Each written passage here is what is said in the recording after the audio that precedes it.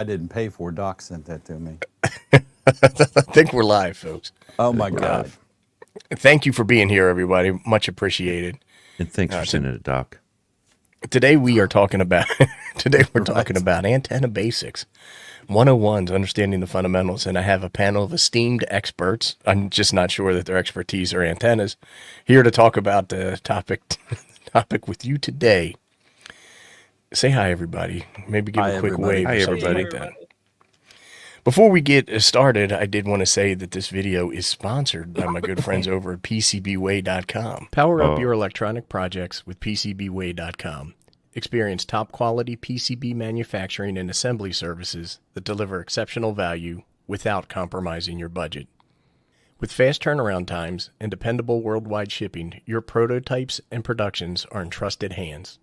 PCBWay.com is committed to supporting your innovation at every stage, providing unmatched quality and customer satisfaction. Visit PCBWay.com today and bring your ideas to life. All right. Well, thanks for watching that, folks. It's much appreciated. All right. Does anybody want to say hi, talk about a project that they're working on, kick it off, any of that kind of stuff?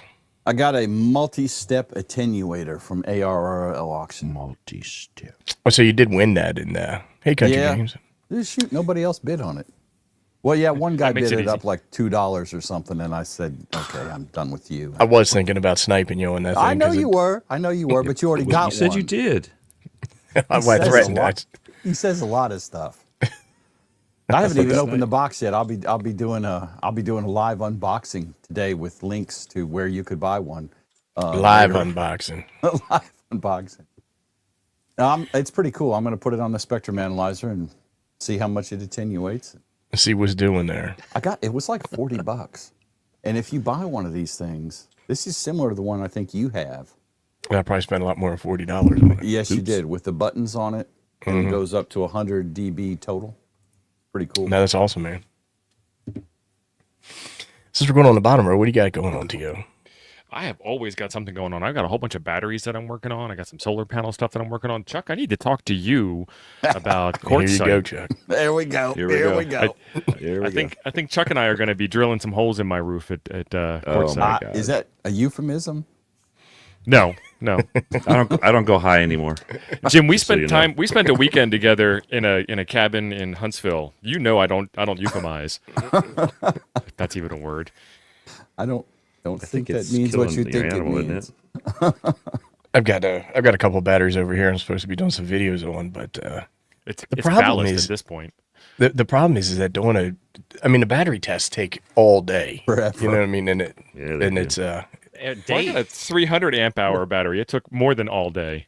Yeah, well, they some company asked me about doing a 300, and I just told them I said no because I can't.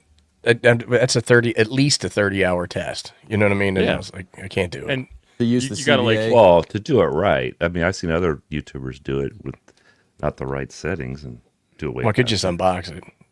Yeah, Carlos. Do a 5-minute unboxing. Carlos borrowed my CBA, and I think and never gave it back.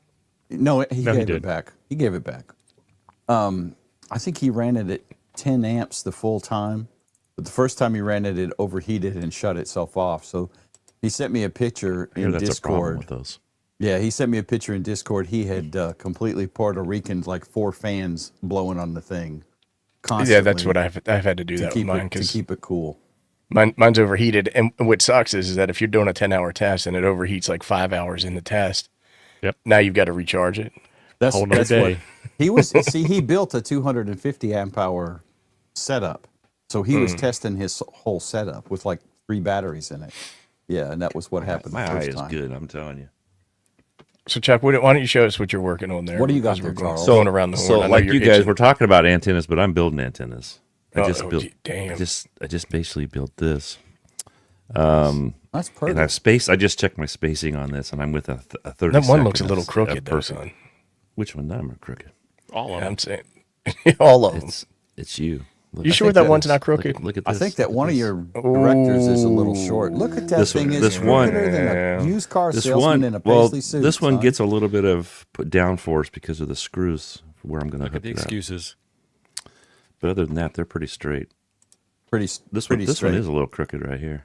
Do I have the wheel of excuses slide? I tell you what. The one I have on my tower back there, I got one that's like, if you're looking at it like this, the first one is down here. Oops, sorry. It's like that, you know. Look how crooked that is. It still kicks butt. Here we go. Yep.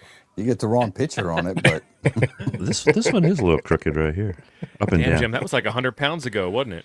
yeah, it was 60. That was the old complete excuses So handbook. unlike you guys just talking about it, I'm doing it. 60 pounds ago. Somewhere I have the wheel of excuses, not the excuses handbook, but I can't find it.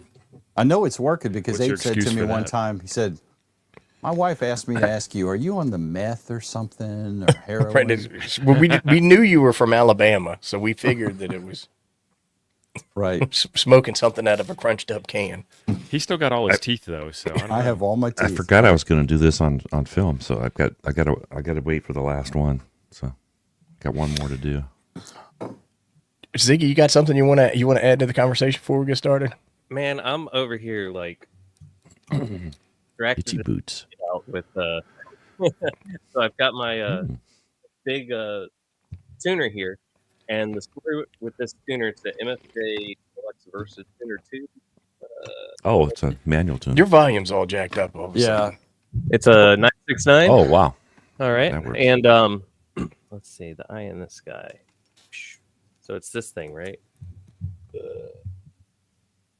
Can't back up anymore. Sorry, guys. Anyway, I'm sitting here playing with this, and now it's all fuzzy. We're gonna abandon Oh my that ship. God. What happened? Well, We're trying to have like some production value, and so Jesus Christ. this is what I'm playing with. I wanted to show the tuner, and now I want to show screen. you what I'm playing with. Yeah. So anyhow, this I put on the top of my car, and I was gonna mail it to 12 Abe. meter. And Abe's like, "Nah, son, don't worry about it. I got one coming in the mail." And I was like, "All right, bet. I'm gonna go to work." I forgot it was still on the top of my car. What are you talking about? I'm talking The about tuner. this big tuner. talking about ADHD. Oh, Man. the That's what he's tuner? talking about. Yeah, this big tuner that I've got right here. I put it on the top of my car and I drove off down the road with this big tuner. On the And it top went of my flinging. car. It's And built like it- a tank. And it went airborne. Like I heard something on my roof. I looked in my rear view. This thing was 20 feet in the air, flipping around in the sun. I was like, well, that's the end of that. And it landed on all four. Bam, just like that. Get out of town. Like a cat. Like a cat, dude. And I picked it up. The SWR gauge had fallen off, and That's like the most fragile part of those things is that SWR needle The meter. corners here are a little, a little chewed up. But other than that, I wanted to make sure that it worked, and I'll be damned. You can buff that right out. Yeah, take it down the shop Buff and it. peen it. Get your peen on it. So that's the story behind It's this. a type of hammer, Jim. I don't know what I you're know thinking. what it is. I It's kind of lost my heart in this thing because I didn't know if I should even use it anymore if it's been compromised. Or so I put a 50 ohm dummy load on it, and I've just been playing with it, and everything seems to work. Yo, so. dog. I heard you like dummy load, so I put a dummy load on your dummy load. Thank you, Andy, for being a member. Thank you, Andy. Oh, look at Andy. They're saying that you outchained Shane, and I guess you kind of did with his 7300. he just We knocked love his Shane. off Just a got picnic pulled off the table. table. He just pulled his off the picnic table. Ziggy added kinetic energy to that bastard. Right, inertia. But so here's the thing: is we love Shane. He's one of our top 5 favorite people from the clubhouse. But he was trying to sell that 7300 that went flinging. You know what I'm saying? Yeah, $1,500 It or was something. fully discloused. Was it in the ad like- copy? Hey, this went flinging. Well, I don't know if it was in the ad copy, but you can research its provenance. It's known in the industry. Right. Check it out on hamcestry.com. Right. Which, by the way, if All right. anybody wants to do that, I am totally in. I want to share that. I want to make it happen more than I want it to be like just my thing. We've talked The about it ham before. cestry. If y'all don't know, reach out to me. We'll talk about it. Yeah, slide into his DMs if that's what you want. Right. That's kind of like where's Slide George in. for your ham radio gear, right? Exactly. Because What's that? What'd you say? Well, Ape, you were talking about a radio that somehow like wound up back in your own hands that you had sold to Jim and Jim had sold to Thump and Thump had sold back to you and you didn't even know it. And it's like, this radio looks real familiar. Yeah, Right, 'cause I think I I've had seen one of it. these ones. Yeah. That Well, has it's, the same it's booger on it where I left it. Well, it's crazy because like you'll have equipment that you have no idea where it came from. At least that happens here, where I'm looking at stuff and I'm like, I don't know what it is, where it came Well, from. that amp you just bought. Right, right. You don't tell that story. Your wife doesn't watch the show, so you can tell it. No, she saw that one. But speaking of amps, I got the Micro PA50 Plus in. That's the one Nice. on the bottom. It's the Micro I noticed PA50 on the it's got a top. bigger screen, huh? Is the screen actually Yeah. bigger? Yeah, it is, and it doesn't have the TX light, which I kind of like the TX light, to be honest with you. Does it have a little icon on the screen now? Yeah, they all. Yeah, it does. Maybe it does. But it's not like red or something. Like I want like a boo, like I want like a Right. Just put a LED in it, man. Just do Yeah. it all. Let's wire one Nothing in. to it but to do it. You know, I was a little upset that I was only getting about 50 out on 40. I wasn't getting it on the high bands for some reason. And I thought what I because noticed at is it takes home I less did. juice to get more power out on the lower bands with that amp. But that's been with every amp that I've messed with. That's an amp thing, yeah. But my That's testing, well, physics. yeah, well, my pretty much my ALEDB gives 1,000 no matter what band you're on. Yeah, but I mean that's not a $100 amp. Like I mean, like It's not. they sell these Well, amps. he for said 100. any amps that way. It's not any amp. Well, I It's bet you just they are though. I cheapy bet you ones. if you really mess My with it, flex amp ain't that way. I bet you they are. Another Just cheap waiting for an excuse to say flex. I mean, if was. we're pimping our gear, he's pimping. Chuck is pimping his. I thought I'd pimp mine. Just happens to be a flex, but Yeah, but I mean, how many loose screws have you found in that flex amp? Now that we're really talking about it, and then How what many happened loose with the screws has he hat? put in that flex? Whoa, What whoa, happened with whoa. the hat? He got the hat. No, he did. He Did almost- he? He got a used hat. Don Mercy hatted me Oh. Yeah, Mike Because- talked a good game there, huh? because Flex would never send me a hat because they're bastards. You know, old Canadian, the Canadian flex guy. I'm drawing a name. It's Mike, right? It's Canadian yeah, Mike. Mike Walker. And so he's probably like, "What's this all about? This hat?" You know, and he's probably figure he'd just string you along. I mean, we Sergeant should have Boot pulled hat. a short from that video where he said, He "Oh sunned yeah, you. we'll send you a hat." He signed Yeah. you. Yep. Yeah. Never sent you your hat. Nice. W5. That's your QSO card you got. Yeah, I got my first one. Well, Ziggy sent that to me in a photo, and I'm like, that's a vanity call. Somebody applied and received that call. Yeah. Somebody was asleep at the wheel at the old FCC I got- that day. I got some guy that he used his last part as hot coffee or something like that when I talked to him the other day. It's All right, well, listen, let's go. The meatloaf good hat. coffee. I think it was good coffee. GD. So we're supposed to be talking about antenna stuff today. So, Then so I have a slide up here, and I have some language on here that really just simply says that antennas are the unsung heroes of modern communication technology. Essentially, an antenna is a device that converts electrical signals into electromagnetic waves, and vice versa. It's an indispensable component in any system that transmit or receive signals from our mobile phones to Wi-Fi routers. I don't think anybody really has a question as to what an antenna is, but when it transmits, it radiates electromagnetic radiation into the air. Conversely, when receiving, it collects electromagnetic radiation, and the same antenna often does double duty, handling both tasks. But oftentimes on the show, we'll talk about systems or setups that people have with two or more antennas. I think we were talking about this on Saturday. Maybe it was yesterday's Coffee and Ham radio show where we were talking about diversity receive, where folks will use one antenna for transmit and one antenna for RX. Now, Chuck, you have done that and do that, right? Not the diversity stuff technically, Oh, damn. but I've done listen and transmit type stuff. So Well, you've Don done the does two that, I antennas. Well, the only thing that I have and I think that'll do diversity is my Hermes Light, maybe, but I've never tried it with it. I'm But not sure. It you actually do have does. the receive antenna, which is still the same kind of. Yeah, I don't have it out anymore, but yeah, I will. I'm gonna put it back out. Well, why did you take it down? So I think it got chopped up by the long guy.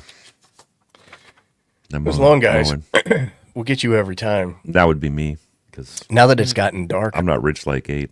they have God, daylight that's wasting mine. time. No, we're on daylight wasting time. Right. My long guy was over here mowing around in the dark. And I was pretty upset because I knew for sure he was going to hit my cable. Mm-hmm. So I go running out there. I'm like, son, I looked 20 IQ points smarter there for a minute, and then something changed. Then something changed. Yeah, it's my splaying glasses. Well, I messed with Mike a little the other day because he was in the chat the other night, and I was talking about the antenna and stuff that I used. And he's all like, I go, well, you don't think I didn't know that I was dropping that video the next day, do you? Which video are you talking about? Oh, my POTA video with that little mini dipole. All right, back to it. I have not really done it very often. I've listened, but I've not done the diversity thing. Well, here diversity, you have to have two different. Now, diversity, you have to have a radio that can do two at once, right? Right. The 7610 will do that. I know, and I'm trying to remember. The 991 won't because it only has one antenna port. Same for the 7300. 3000 might do it. I didn't know anything about the 3000 or the 10 or the 101. I'd be surprised if the 101 doesn't do it.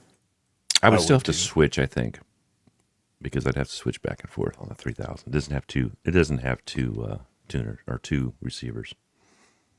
So yeah, but I would bet the 101 does since the 7610 does. Yeah. So here is. Look at that. I took that picture out of Mananagale. If you post it, somebody will steal it. And I think that is I know who. And I know who. I think that's a dipole with the incorrect height is what I used for that picture. So I have understanding how antennas transmit and receive signals starts with the basic of electromagnetic waves. These waves are essentially oscillating electric and magnetic fields that propagate through space like the speed of light. This is how radio waves travel vast distance, making wireless communications possible. There are three key propagation modes relevant to amateur radio. Ground waves are the most effective at lower frequencies, hugging the Earth's surface. So like when you think about like AM radio, that's all ground wave propagation. And it does get a little bit better when it gets a little bit darker. But that's all ground wave. Sky waves, on the other hand, they bounce off or refract is the right term, off of the ionosphere. And that's what really enables long distance communication. And then we have something called line of sight, which is typically what we use in VHF, UHF. What is it, SUHF? Is that the one that's higher? Super ultra? Yeah. But there's several factors that influence how well signals propagate, including terrain, atmospheric conditions, solar activity, even time of day. Understanding these variables is vital for optimizing signal strength. And a lot of times folks will get them cross-connected, right? They'll talk about something that's taking place via line of sight, but relate that to skywave propagation, for example.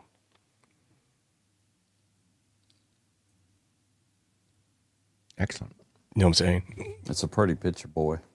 It is. Well, do you boys want to talk a little bit about any propagation modes or anything? You want to enlighten the crowd here? What do you want to know? Line of sight. We lost T.O.? We lost T.O. I guess he's still here, but he is not here. Oh, I see that. Okay, he's down on the bottom. Yeah. He's on the deep part of the bench. What's that? Maybe his solar went out. Maybe his gas station battery hookup. It may have. But I just went to get a cup of coffee. Calm down. But yeah, we talked a little bit about AM radio using ground wave propagation, and a lot of folks will use vertical antennas for that because of the polarity of that makes hugging the ground, I suppose, a little bit easier. That's why AM antennas typically tend to be towers, straight up and down. If Hollywood's still here, I'm sure he can say something about it. Hey Bob, how you doing, buddy? We talked a little bit about skywave, and that's when things bounce or reflect or refract off of the ionosphere. And you'll hear a lot of people talking about low angle DX. And I wanted to use that as an example. So low angle DX means that the takeoff angle from your antenna is more acute to the ground, and it is a tighter angle there. But when the angle gets up and refracts off the ionosphere, it's more obtuse. And because that angle is more obtuse, it goes further than if it was tighter. the more you tighten that angle up, the closer you get to like NVIS or near vertical incident, which is almost straight up and down, which is used for close conversation or contacts when you're talking about skywave propagation. Now, how is that affected by tropoducting? Well, tropoducting is not skywave. Well, somebody's going to want to argue with me on it and say it is, but I'm not an expert on tropoducting. But it's my understanding that when signals go up, typically like UHF and VHF, they get stuck in the troposphere, which is actually not technically part of. I guess it is. I guess the ionosphere is everything. Ionosphere is above. No, ionosphere is above the tropo. Yeah, so Tropo's the down here. It gets stuck in the tropo and like piped. Typically, Isn't that like, time of the year starting now? It is, and you hear people talk about that over in your neck of the woods, right? And you can find maps 2 meter online all the way into Hawaii. Yeah. It's line of sight. You catch the right More or less. day. Tropo, I guess. Well, no, if the duct extends around the curve of the Earth, it will. Yeah, it's work not. that It's way. not line of sight. It's not line of sight. No, that's why I changed it. It's the You can't tropo see that stuff. far across the flat ocean. If it was flat, you could see Hawaii The from here. duct Well, you'd have to goes have a all good the way magnifying around. glass. I mean, Chuck could stand Yeah, on my the eyes beach aren't and that look good. and see Hawaii. He could, like, look at Honolulu at the beach. I can't see coming into work tomorrow, let alone Hawaii. Right. Exactly. That's because the Earth ain't flat, son. Try something here. Here we go. Right. Here we Hollywood go. saying, yes, AM broadcasters only want to swamp the target city with gobs of RF. They do not want to waste power via DX Skywave, which also causes interference. So that's why they are using ground wave. Does anybody know what if you can talk to somebody on ground wave and you can talk to somebody else in skip, but you can't talk to anybody in the center? Does anybody know what that's called? Chordal hops. It might be called portal hop. I have no idea, but Chordal. Chordal. CHORDAL. CHORDAL in stereo. they call it the skip zone. Well, it's because of chordal hops. I believe you. Well, he's an extra. He would know, Portal hops. Well, he's I also- remember the question from the test. So right? Did you learn that in your COVID ham class? Is that where you learned no, that? I learned that when I took my extra test and passed it with a 98. Yeah, it wasn't. I'd say the fifth time's a charm on the, that, right? the third or fifth time, yeah. Wow, that is hateful. It Well, is. no, actually you admitted it on stream. I so, you know, did, but it's actually because I studied the second go round. Shame. Don't study. Just Hollywood memorize. saying it's the Fresnel. That sounds French. The Fresnel. It's Fresnel. Fresnel. Fresnel, Yeah, it ain't English. like San Fresno. All right. So on this slide, we have understanding wavelength and frequency. Let me get my splaining glasses on. So the relationship between frequency and wavelength is fundamental in antenna design. The equation of one wave equals C over F shows that the frequency increases, the wavelength decreases. So that means that waves actually get smaller the higher you go in your frequency. This principle dictates the size of antennas, as they're usually designed to be a fraction of a wavelength that they operate on. Lower frequencies, which have longer wavelengths, only require larger antennas, while higher frequencies with shorter wavelengths allow more compact antenna design. So that's why we use like mobile antennas when we're operating mobile, right? Because they're smaller and they're lighter. I know that some people like to ride around bicycles operating 80 meters, but that is atypical ham behavior. For instance, antennas used in high frequency bands are significantly larger than those for very high frequency or ultra high frequency bands. In practice, knowing the wavelength helps in selecting appropriate antenna for different communication, optimizing performance based on frequency being used. And I got to tell you, man, when I remember the first time I took a antenna that was for 40 meters out back to set it up, and I kept unwinding the damn thing. It was I think it was a NFED. It might have been a dipole. I don't remember. But as I was taking it out of the packaging, I just remember thinking, when is this wire going to stop? When's it going to stop coming out of here? And the antenna was huge. It took up like my entire backyard. And I had to Try 80 or 160 too. Yeah, I guess that's why Don uses that ham stick for 160. It says you see the contacts he made? It only takes a couple of seconds to get it out of the packaging. What do you got going on over there, Zig? I am going to see how ridiculous we can be with my 11-meter antenna and see what we can dial up with this big mega alpha ham tuner. You got it. You're hooking it up now. Yeah. Those are good tuners. I forget which one you had. Which one was it? The Is it the MFJ big 969. 969. Mm-hmm. It's the one with the crank. continuous inductor. Yeah. Izzy, we're going to put you on full screen. You ready? Who, me? No. Oh, okay. Probably not. Yeah, He's sure. sharing the wrong thing. That was his bank account info. Is this the right way? Is this the right way to do this? I don't know. Maybe this one. That's the one I have. better. There we go. Oh no, mine's bigger now. What He's happened? gone. You lost him? There he is. Oh, I'm here. Yeah. Let's see. We should be scanning. So this is, let's see. Am I on the right coax too? So this is my 11 meter antenna. And I've got a big roller inductor in here. And I thought it would be a lot of fun to see just how much abuse you can actually put into a manual tuner like this.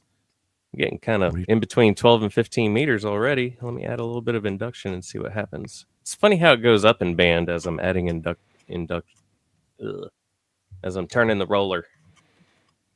It's completely opposite what I thought was going to happen. You need to oil that roller. I can hear it. I can hear it too. That's his wrist. It's a little. That's the motion in his wrist. Must be his right wrist, right? All right, so we are at some point on this inductor where it starts working again, and it starts falling backwards. Is what it appears to be. That was good. So,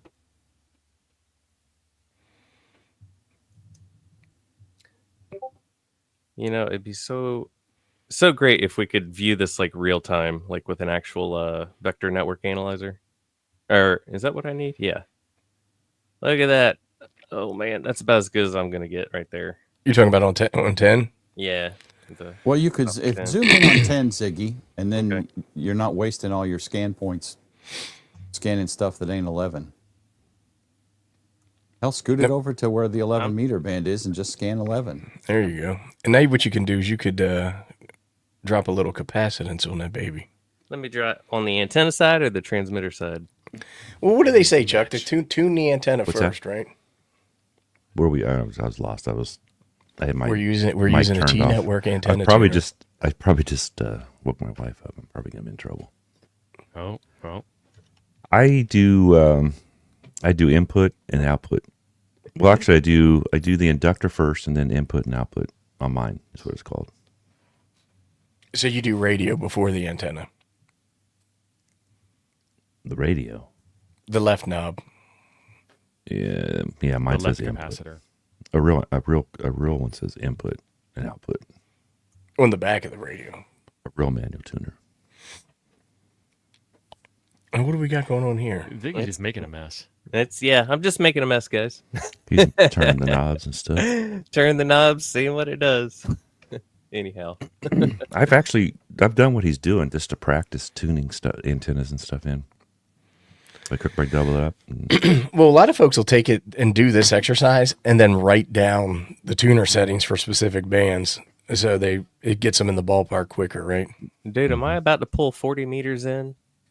Oh, snap. Oh, And it's back here. No, I'm gonna pull 40.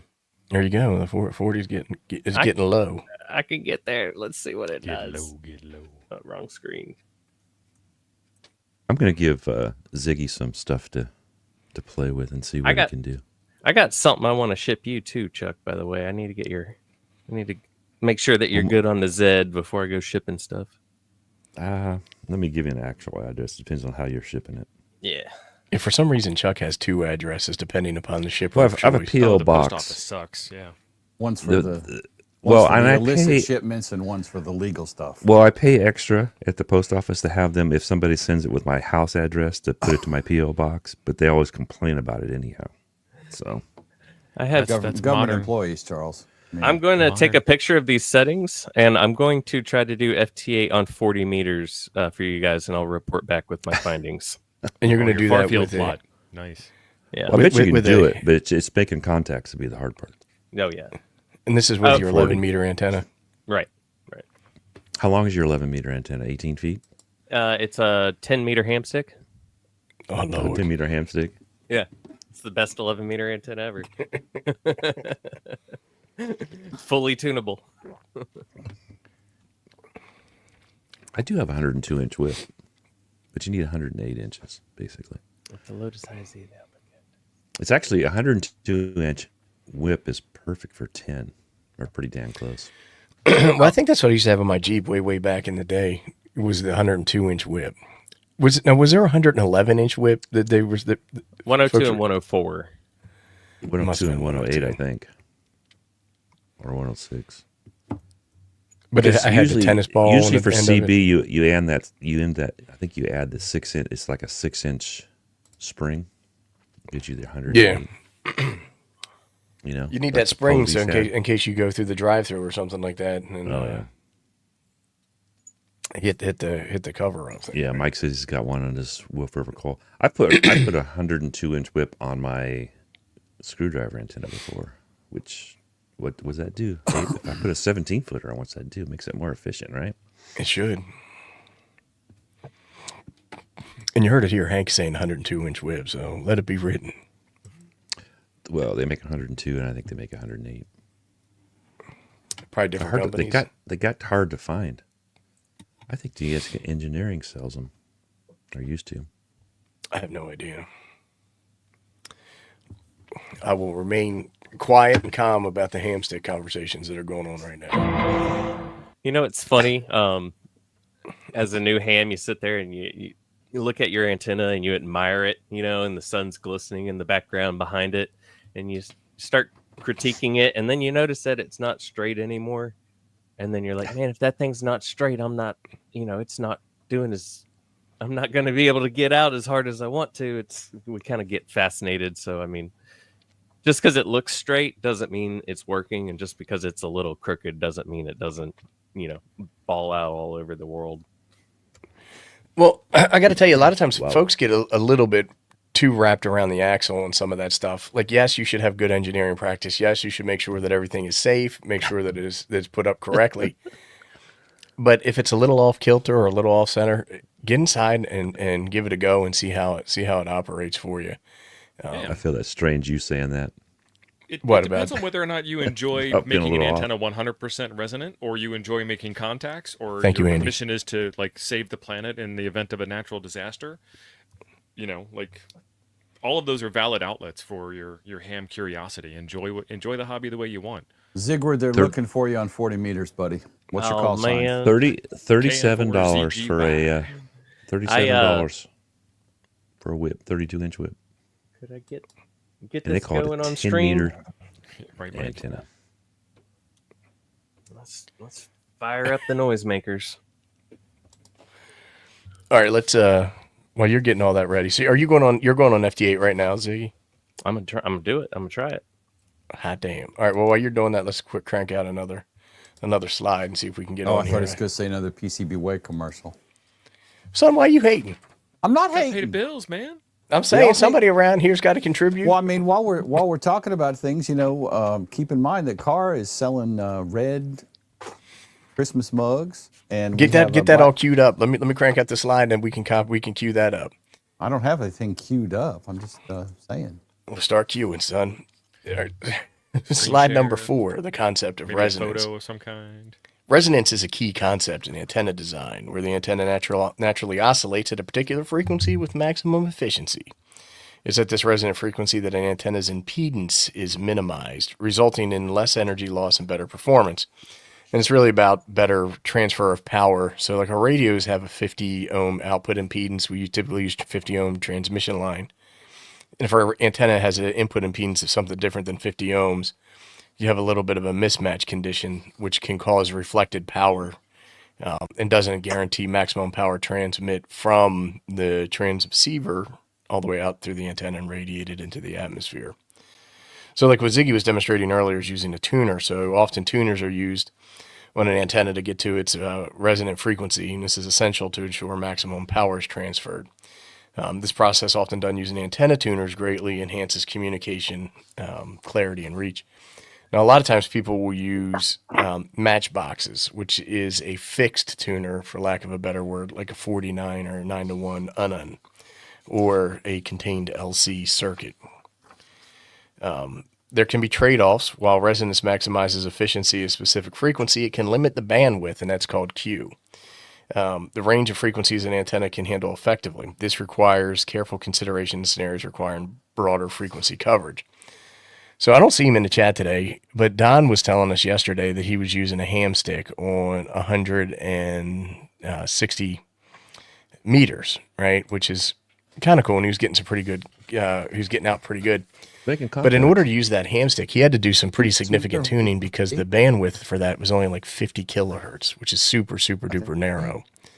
And you got to get that tuned just to that frequency for FT8. Otherwise, sayonara, son.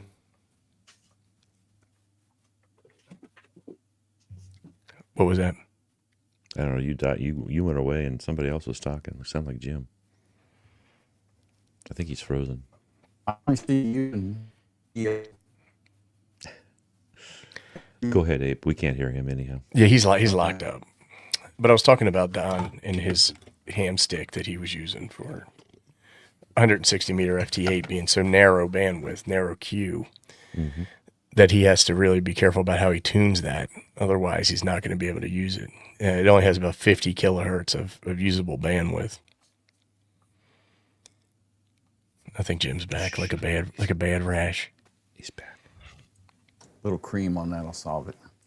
What were you saying, Jim? You got freezed up on us, son. Yeah, we didn't hear nothing. Your picture and Ziggy's disappeared. I saw Chuck and T.O. moving, and then Chuck was saying words, but not to me, and I was talking to Chuck. The three of us were moving. You and Ziggy's pictures were just the black screen with the twirly thing. I think it was It's like you're trying to watch a damn Tyson fight on Netflix with this stuff. I think it is. Apparently, I get my internet from where Netflix does. Have you seen any of the stuff with Amazon, AWS trolling Netflix? No, I haven't. So they're posting stuff saying, "Hey, we got bandwidth," that kind of stuff. So the WJST is mad about OBS, so I'm gonna just dump OBS and I'll be right back. Give me 2 seconds. Go back to that sexy picture. I'm going back to the sexy picture. There we go. These are brand new on the site. The supplies are limited, very limited for our holiday travel mug. These are available right now. We've probably sold 5 or 6 of these already. In one day, record-breaking sales. In one day, record-breaking sales. Also, as you'll notice from the Chiron at the bottom, all of our antennas are currently $10 off. So buy a coffee mug and save $10 on an antenna. That way you can lie to your wife about how cheap the mug was. I mean, it's math. It's just math, people. And that is going on. The Black Friday thing is only going on through the end of the month. It's through November 30th at midnight. So, and we did have a bunch of antennas go out yesterday for that. Yes, we did. Chuck is going to be one busy old man later today. I need a raise. That ain't happening. That ain't happening. I'm probably going to have Chuck, to make it was nice working with you. We're going to miss you, Charles. Anybody wants an antenna, let me know. We'll get Dennis to... Don't talk to Chuck. Go through the website, because when you talk to Chuck, it changes the count. Black market antennas. And he doesn't know how many kits he has, and then things I get know screwed exactly up. how many kits I have. You don't know. No, you well, don't. supposedly an antenna kit kit tell Jim. is 2 kits. That we did not know that. So if you buy an antenna kit for assembly, you're actually getting two. It's actually Three three. kits. It's 3 parts. There's a winder, a box of wire, and a parts kit. So, but anybody that hasn't built a kits. kit yet wouldn't know that. T.O. knows what I'm talking about. Oh yeah, I know. I can understand Chuck speak sometimes. Yeah. Yeah, sometimes. Well, my favorite is I'm like, so son, how many winders do we have? How we doing on winders? He'll be like, we got about a half a box. Thanks. Yeah. Well, correct, not accurate. Box to begin with. Yeah. Is it a big box? A little box? I said we had 200, and we sold quite a few of those. We're like, how many is quite a few? Well, I think there's. What did I tell you? I told you the other day, and we. Chuck's good for pointing you. He points you in the right direction. I think I had 65 left. Had the 65 left, and we sold a bunch yesterday. So there you go. Okay, Bob, a bunch. Okay, takes awesome. So all we have of us 64 pretty now. much. New ones on order. So we have 64 minus a bunch is about where we are with it. Right. Yeah, I don't know Just what that. in time I don't know what inventory. that is because I don't. Right, I don't and do- then we We're have asking some. I do everything else. And we have some wire, so we don't know exactly how much, but it's some. Just a little bit less than 65.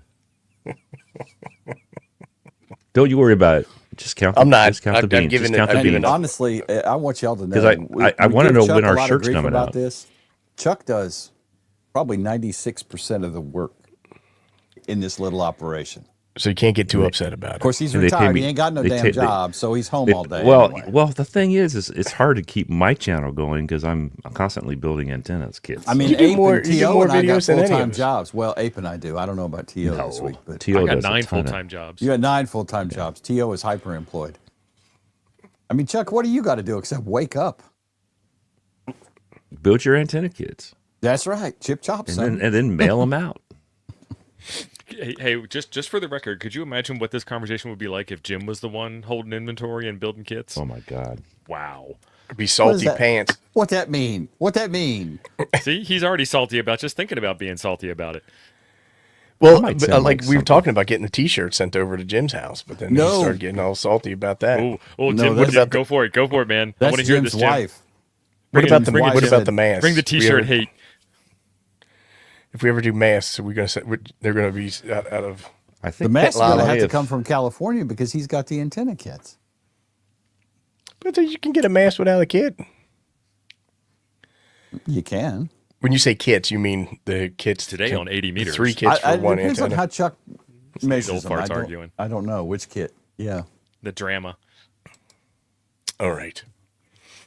the problem think is we everybody covered wants to. Everybody that's putting out masks wants to do carbon fiber, which is counterproductive for some of our. We don't like carbon fiber. Well, I mean, the thing is that you have experts And they telling you they're that actually they use carbon fiber in the problem with near carbon future. fiber. It's brittle also compared to Yes. fiberglass. Chuck is right. And it will affect your Ask, antenna. ask me about getting the carbon 6 in the end of my finger or my hand one day. Because you had it that hurt. split or something like that. Did you say, man, ow, it was- that tingles? It doesn't tingle. It's like bamboo under the nails. Not that I had that done, but I can imagine. No, Well, that's where I just don't understand how people are like, hey, I just use a carbon fiber in my. It's carbon fiber and I like it. And that's what, and and they go down this long-winded story about how it's fine, and they go ahead and they use it in the near field. But you are purposefully putting conductive material in your near field, which I think it's page 168 in the latest version of the ARRL antenna handbook. It tells you that any conductive material in your near field will cause drama, right? Well, it'll affect the radiation pattern, right? Because It'll that'll do be, something. that'll be a It 100% will. That'll be a it does on null a where vertical for sure. Yeah. But I think on Right. a dipole, you're okay. If it's, I usually get mine. Usually my dipole, my pole is bent over, so it's not really close to it much. I think just you're the right, end of Chuck. it. On a dipole, it really wouldn't matter. But It but does a vertical, matter. I know it makes a huge difference. Well, just watch my video the other day. It was on a carbon fiber, Well, what about with a sloped one? 35 watts, and I think the slope is you can still get it away from a carbon fiber on the slope. Yep. Doesn't have to be hooked to it. I mean, that's no different than You gotta use Tio your running imagination, up Poseidon right next to his trailer at Huntsville. Right. I mean, if you have a rusted out that's not Buick good.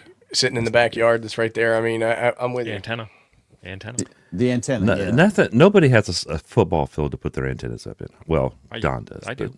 Don does. Oh, do you?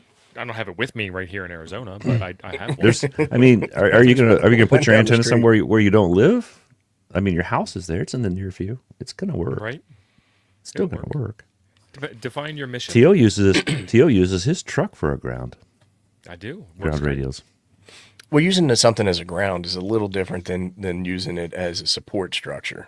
Well, if you tie it to the ground, isn't that part of the ground system anyway? Since it's carbon fiber, it's going to be electrically capacitively coupled to the ground, right? Yeah, but that's different. Yeah, but I would say that doesn't count.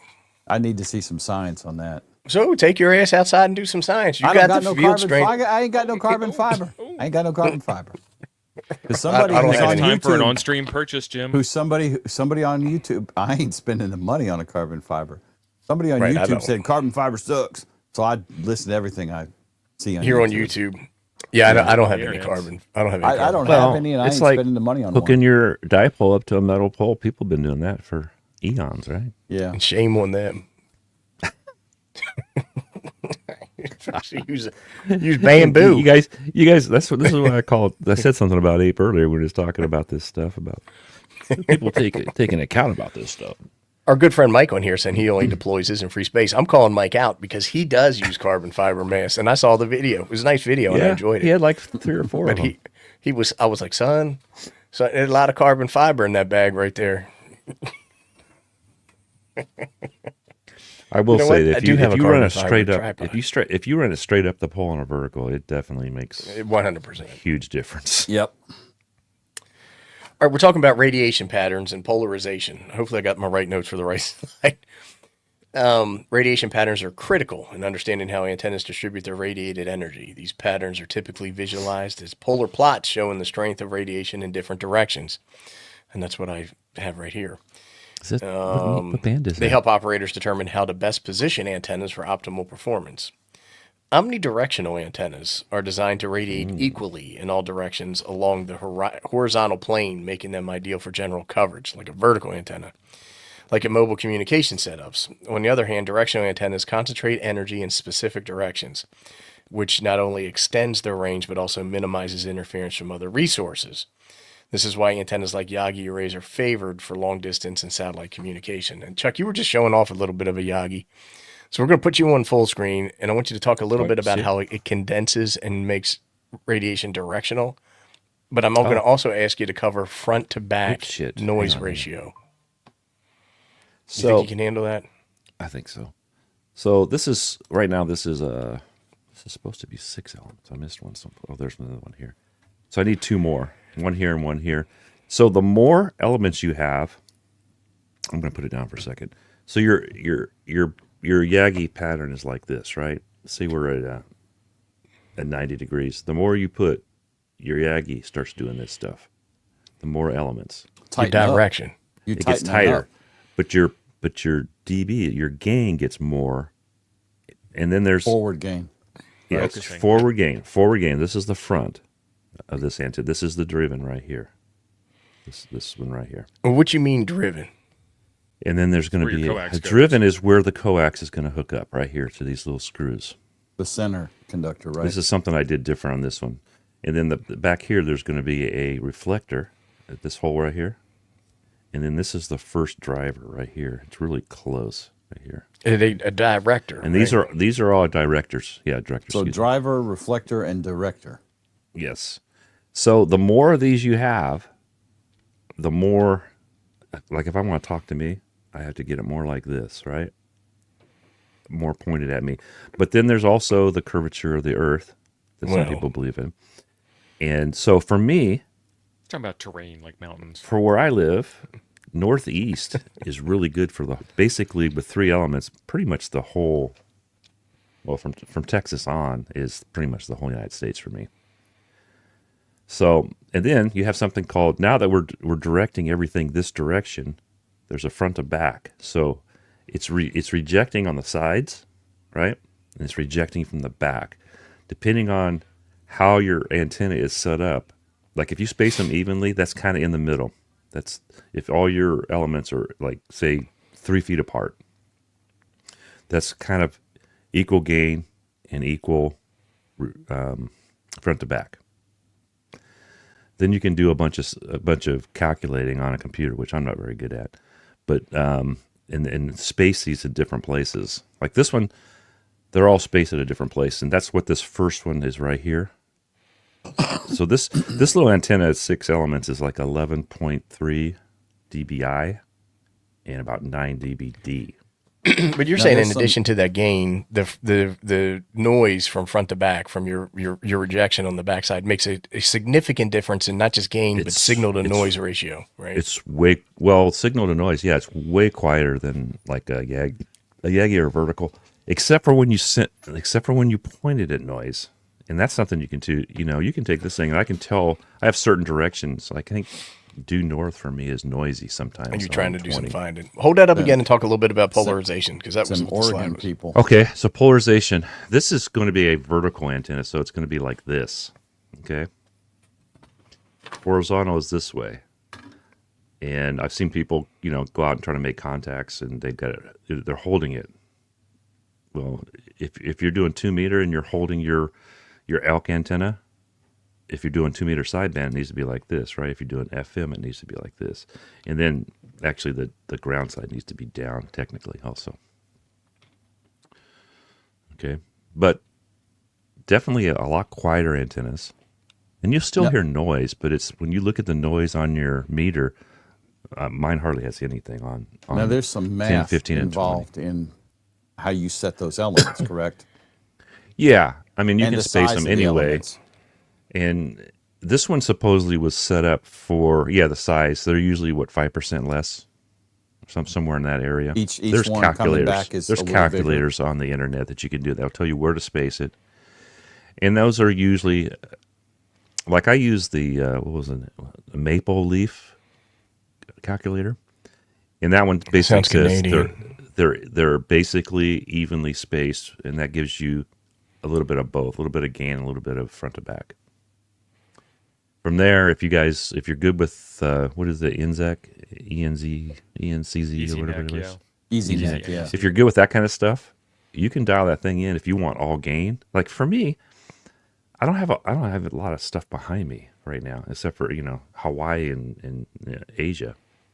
Well, they're not coming in here every day, so I might. So you want to pull it away from that? So I might go all gain on my. If I was designing an antenna, I might go more gain than front to back, less front to back, more gain. Right? Does that make sense?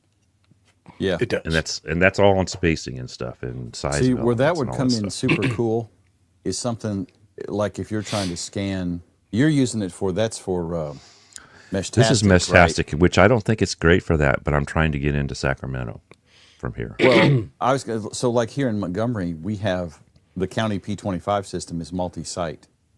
So with something like that, I could tune that thing front to back and just hit one specific tower instead of getting bombarded by multiple sites and confusing the scanner. Now, I wish I'd known this before I put my 2 meter up there at Yagi. I've got a 7-element 2 meter. I was talking to the owner of M Squared Antennas who knows his stuff, and he says if you take it and set that at a 45, you lose a little bit each way, but now you can do sideband and FM and not lose too much either way. That's fancy. Like a sloper. Or what I was going to do on mine was going to put one of those rams where I could turn it like this, and then I could turn it up with a switch, right? Because I got a really good antenna for sideband, but it's not very good for when you turn it. Somebody was talking about polarization the other day. 2 meter polarization makes a huge difference, and so does 6. What are those bolts on the side of that antenna? It's a 2-piece. My printer will. You see the in the middle. But are those bolts non-ferrous? Those are going to affect that whole thing. Go get some nylon, man. Every antenna you see has bolts. Son, you might as well put it on a carbon fiber mast now. Oh my God, he went there again. This black might have some carbon in. Who knows? No, all antennas, all Yagis have some kind of bolts in somewhere. Now this one's I put some really electric small, tape on there, so I may change the hose. But Chuck, is that antenna your design? No, it's not. I got that from Meshtastic DIY Antennas. I forget the guy's name. He did a bunch of testing. He gives you. Let me click on it here. He gives you. Can you put a link to that in the chat there, Charles? I can. Well, he's doing that. What's going on with this guy down here? Florida man. I don't know. He's like in and out. I had to take care of the kids, guys. Okay, we didn't know if he was doing antenna maintenance to the pole, or if you were to the pole or what. So 40 meters was kind of a stretch. So I'm on 30 meters doing FT8 right now, and I'm hearing signals. All right, put a couple. I'm on 30 meters FT8. Yeah. All right. When I finish this one, I'll jump over to 30. Are you getting down though? Or are you? I mean, I'm throwing 100 watts into this manual tuner, and I got needles standing straight up on both sides, but my radio is pretty happy about it. When we got them needles, you got the coax going in the right direction. I put mine backwards once, and I couldn't figure it out. I mean, I'm not against standing up and double checking right now, but yeah, I had my swapped. I had my in going in the out, and the out going in the in, and when I would key up, my reflected power was higher than my than my forward power, and I was like, "What in the actual F is happening here?" That's a little backwards. Hey, so I picked the 6 element. This guy does 3 elements to 8 elements. He's got measurements for everything. But I picked the 6 because I wanted more than 3. But it happened to have the most, or the least one of the least front to backs. So I can still receive on the back of that antenna, right? You like receiving on the hind end with those antennas sometimes, though, don't you? You said it, not me. I was thinking the same thing. Right. So 6 is 13.6 front to back dB. And they go from 16, 14, 23. A 5 element would have been 23, which would have been, if you really wanted to cut people off, that one's got 23.72 front to back. See, I've noticed that Yagi owners like to talk trash on how far of a contact that they got off the backside. Oh, yeah. They definitely like doing that. It's amazing that as much as there is front to back, like mine's only 3 elements, so the front to back's probably, it might be 20. But you still hear people. I mean, I won't hear like you because you don't have a big station, but the big guys will still pop through. All right, I think we talked a little bit about this one. Let me go on to the next slide. I got New Zealand off the back the other day. Oh, so this is radiation patterns, omnidirectional versus directional. We kind of covered that. I think we covered impedance matching, right? Yes. I think so. I mean, yes, because you talked about matchboxes. We did, and I think that we just covered antenna gain and efficiency with Chuck. So how many more slides we got to go? 60 or so? Feed lines and connectors. I think we're all lazy, and we all use coax, right? Yes. But that's what connects to the back of my radio. No. Why would I use anything else? Well, Chuck, you got a manual tuner. If I want to be old school, I got twin lead. I'll get twin lead, but whatever. Chuck's got twin lead running halfway to his antenna, right? No, mine comes to the window. So 3/4 of the way? 3/4, like 10 feet of, no, it's a long ways. I only have like 10 feet of, I got 100 feet of twin lead. It's a little long. I should cut some of it off. The chat's saying that 40's bad. It's not you. It's not you. No, I'm on 30. I'm on 30. Yeah, they're just commiserating with your 40 failure from earlier. It's not you, it's them. 40. Well, you know, last night they were saying that 80 and 40 were the hot bands, and everything else was no good. I was working on 40 last night, and I think John was on there too. W3VO. And multiple people. One of our people in the chat. Hey, hold on. I just talked to WV3L. Yeah, John. I'm trying to give him a signal. Nerdy Jedi back. In the Discord. Oh, the Nerdy Jedi, yeah. Nerdy Jedi. And apparently, so I think John asked about that. John, I hope you caught that. I listed it twice there. I'll do it one more time, maybe. That site. It's a cool site. The guy does a lot of experiments with stuff, so it's. And he tested all this stuff, supposedly. This guy that, let me see what his name is. It's his site name. Ziggy, I'm not seeing you yet on 30. Der Bear is the guy. He's got a bunch of different ones. I think a collinear dipole is what I'm going to end up trying to build. And I'm trying to find out. Maybe Ziggy knows this. He's hitting Can I stack the eastern half of the U.S.? Are you trying to stack what? A collinear dipole. They're very, and it's in this band. They're super sensitive to. What does that have to do with twin lead? Well, twin lead is the way to go. If you're a real ham, you use twin lead. Let's go there. This is Ziggy. He ain't making it past the Mississippi. You must be doing NVIS on that vertical. Skipping the entire state of Alabama there, Zigward. I'm trying. Well, geez, guys. Maybe you're too close. I'm 30 meters on a CB Ziggy antenna. Is probably about 300 chrome miles from me. Oh, no. I don't know how that is for 30 because I don't do 30. Well, 30 is kind of a nighttime band. It's not generally something I'm on during the day. 30 could be a nice little honey hole though for FT8. Yeah, I'm making a couple contacts. It's not super busy, but there's people out there. I may add 30 to my little 20 dipole, just for the heck of it. Oh no, I gave up on WV3L. He didn't hear me back. Sorry, John. We got hit the lower number. Sometimes they come in. NKI is asking if you can use 2 mag loops and one as a parasitic reflector, and I'm going to say no. Because they work off of the magnetic field, right? It's different, and so I'm gonna go with no. I could be wrong about that, but you can do 2 delta loops. You could, but with these mag loops, with the price of these mag loops, I don't know if you'd want to do that anyway. Right. Mag loops are already almost perfect. Doing it on his. You can't make perfect more perfect. What was our redheaded gal that was at Quartz Fest? She made a huge, like 80-meter one. That thing was. You talking about Natalie? No, here we go. Natalie. Oh, Jerry. So, Jerry. Abe's about to get schooled. Yes, scratch what I said. I meant to say that you can use 2 mag loops. I was like, I don't know. What I said and what you heard were 2 different things. Abe misspoke. I guess I don't know. I mean, I don't know why you couldn't. The other one would just be parasitic, right? Just be a reflector. I mean, is that like a phasing thing? If you have them close enough, it's going to reinforce the magnetic field. You're just making a Yagi. Right. I don't know. Basically, I have no idea how those things work. For 2 elements, go the other way. Go director. Peter Parker down there in the Queens. Peter Parker. With his toes in the sand. Oh, that guy, man. That's one of my favorite guys to watch. I just happen to have his book right here, Ham Radio Getting Started. I thought I bought that, but I don't. By old Peter Parker. I did. I pushed it away someplace and can't find it. They're saying Victoria. You guys know the Green Mountain Maniac? He changed his station name. I do know him. That guy, he lives in Vermont, and he ran 2 delta loops into Europe and just kills it. With his 2 delta loops? And he's in California, right?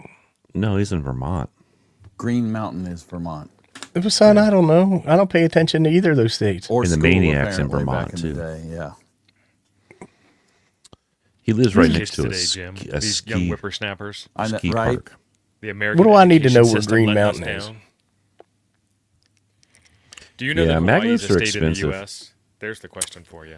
Well, why it doesn't matter couldn't either way. Why couldn't your second mag loop just be something that's in the general vicinity of what you want, and just a little bit bigger if you're using it as a reflector, and not all the extra stuff? Yeah, why use another mag loop, right? Why can't you just use an old car door or something? You know what I mean? Like you use anything as a reflector. It needs to be round though. It needs to be round though. So here's my consensus. After all that effort, I was able to make 1 contact. That's it? Barely. 1 contact barely. Again, I've got almost the entire use of that roller inductor in play on that tuner. Yeah. Trying to pull 30 into an 11-meter antenna. Well, you added an inductor to an Throw inductor. a shorty 40 on it, man. What kind of antenna is it? It's a 10-meter ham stick. It's just a ham stick? Oh, yes. 10-meter ham stick, and I'm all the way at 30 meters with it. There you go. Yeah. Well, so there's your proof right there. You're making somebody feel good. Right there, guys. Ham sticks are no good. We just proved it on the show. That's not how proof works, Abe.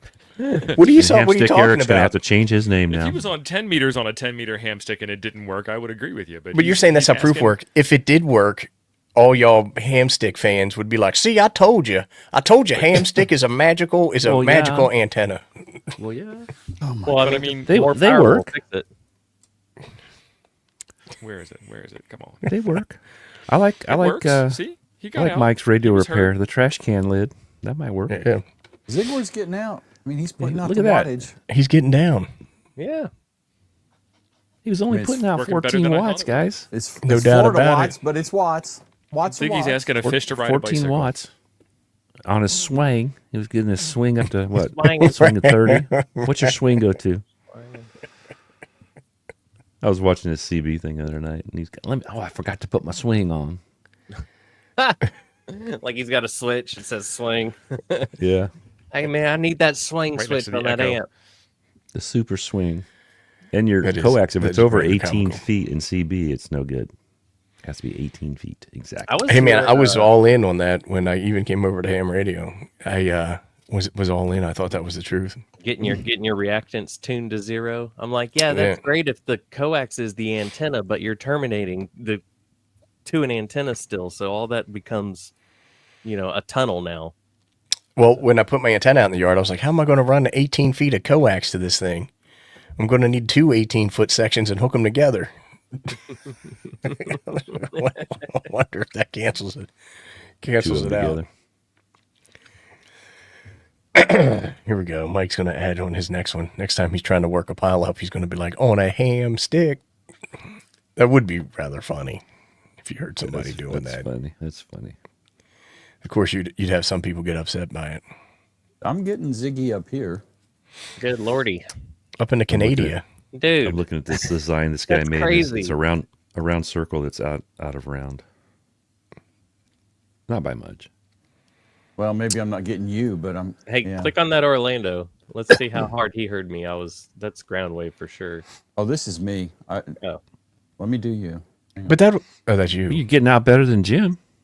Look at Jim's only got a few. Me. Yeah, you only got a few contacts there. I zoomed in, Chuck. I was worldwide, buddy. Oh, you worldwide. So here's Zigward in Florida. I never got out of Florida, did I? Yeah, you did. Hey.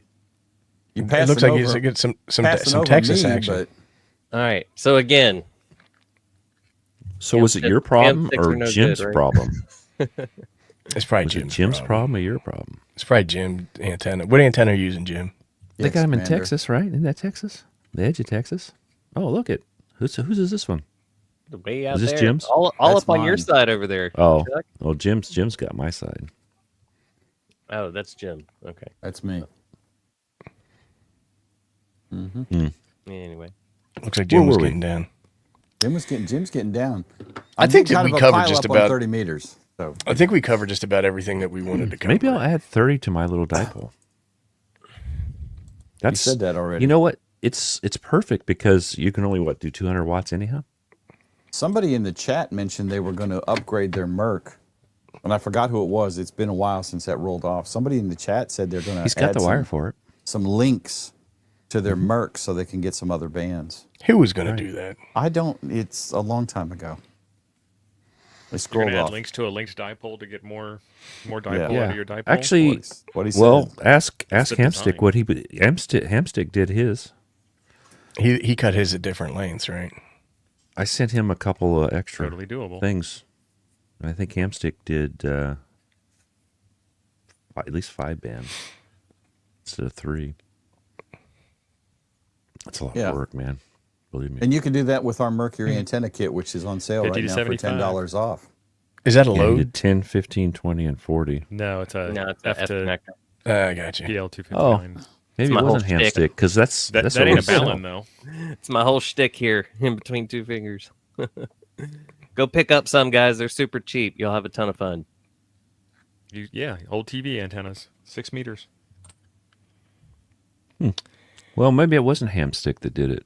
I thought it was him. He only I did thought 10, it was 15, too. 20, and His is 40. he did something. He's always doing goofy shit. He did something with his. I have really good. Actually, I talked to Ziggy one day. What band were we on? 20? 20's money. I thought you were on 11. 20 is money. We should have that Yes, shirt too. this but is we church, and the collection plate is right below the chat window there. All right, boys. Well, I think we hit the end of the stream here. Anybody else have anything that they wanted to cover or explain or espouse upon or pontificate? Go enjoy your radio. Go enjoy your radio. Don't spend all day playing with wires. Go turn the radio on and ham, son. Yep. Have fun, everybody, and we all have to go back to work tomorrow and go to the salt mine. back to work tomorrow. Shut up, Chuck. So thanks for being here, everybody. my ears Much in, dog. appreciated. Yeah, thanks everybody.